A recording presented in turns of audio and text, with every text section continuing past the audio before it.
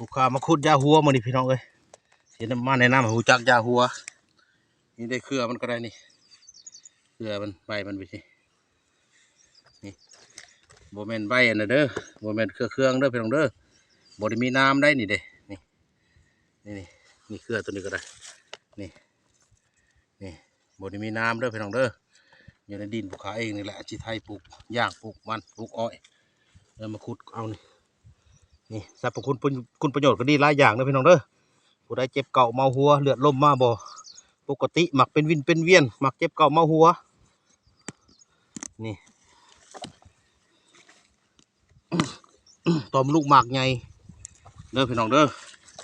ตอมลูกหมากใหญ่มะเร็งตอมลูกหมากมะเร็งมดลูกมะเร็งเต้านมมะเร็งลงขาวนี่เอามาต้มกินรสพี่น้องเอ้ยนี่เด้ยาหัวนี่เอามาต้มกินรสเด้อพี่น้องเด้อดีละอันละแนวบำรุงกำลังบำรุงห่างกายเฮาสู้เหือสู้แห้งเฮากับอันนี้แหละยาหัวนี่แหละพี่น้องเอ้ยบ่ได้อยู่ที่แช่ได้นี่หมักอยู่น้ำพุน้ำเหล่าเด้อยาหัวนี่ขาคุดเอาสีหาเงานี่พอแห้งเพื่อสิได้นี่เลือกเป็นเม็ดก็ได้พี่น้องเอ้ยยาหัวนี่เด้อพี่น้องเด้อจือจำน้ำไว้เด้อ